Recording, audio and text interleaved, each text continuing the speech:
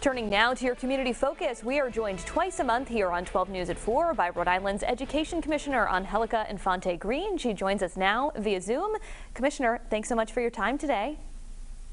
Hi, Kim. How are you? I'm doing well, thank you. I want to start with a topic that we spoke about last time, a couple of weeks ago, that new Test and Stay pilot program that aims to keep kids who might be exhibiting, say, a single symptom of COVID in their classrooms while they're periodically tested. What is the status of that pilot program? So we're getting ready to launch a pilot with a couple of districts. So we're excited. We'll see how that works out and what it takes to ramp up. But we're in the process of working that out right now. Can you say which districts and can you pin down a time frame? I believe last time we spoke, you said maybe within the next week or so. Where do things stand? So it's a couple of districts, but I think we're in the process of getting forms from parents, making sure that we have permission slips. So all those things are being worked out and what the logistics are. So it's hard for me to give you a timeline. Obviously, I want it yesterday. But right now we're in the process of getting everything we need so that we have a successful pilot, because at the end of the day, what we want to do is expand throughout the state. Yeah, would you expect that expansion to happen maybe before the holiday break, or do you think that might not happen until, sometime after the new year? Well, that's what we're shooting for. We're shooting for it before the holiday break. And again, that would be across all schools, not just that initial pilot program. Correct. Switching gears a little bit, Newport is now mandating that its teachers either be vaccinated or undergo regular testing. Do you support that mandate in Newport? Well, I think every community has to do what's right for their particular community. I'm just happy to report that as a state, 90% of our teachers are vaccinated. So I think that every community does what makes sense in their local municipality. But right now, we're in a good place as a state.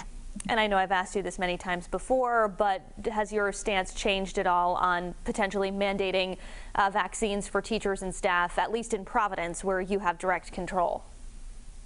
So we're looking into it. We're not there yet. We're going to see if there is a need for that to happen.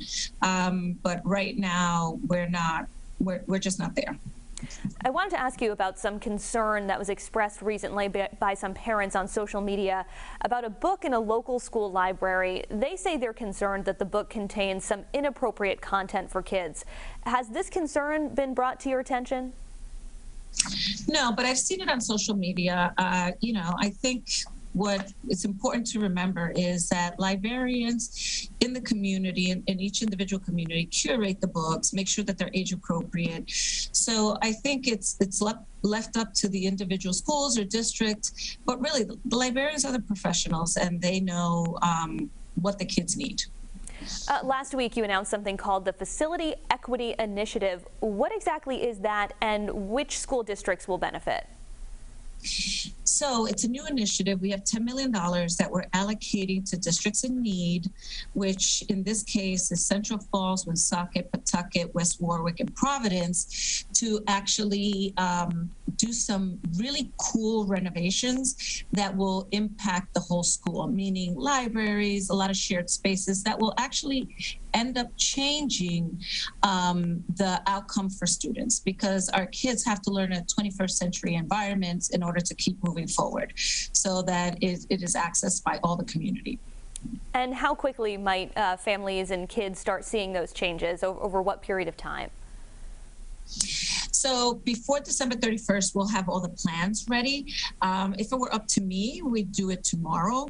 What we are trying to do is, there was work done in Cranston that was pretty awesome, Eden Park, and they did it in 2 months. They were able to do it in the summer months. So we're looking to expedite any of these types of renovations to really be done as quickly as possible. And Commissioner, just about 30 seconds before I let you go, it is National Principals Month this month. How are you celebrating? Well, I have to tell you, all principals in the state of Rhode Island, you guys are awesome. Thank you, because you have led the way. You have allowed our kids to come in. You have put safety measures in place. You've continued instruction. Thank you, thank you, thank you. And to all of you watching, if you have not thanked your child's principal or the principal in the community or principals, please do so. And we have a quick video for the principals that we put out there because we're incredibly proud of everybody's efforts and work. Rhode Island Education Commissioner Angélica Infante-Green, thank you as always for your time. Thank you.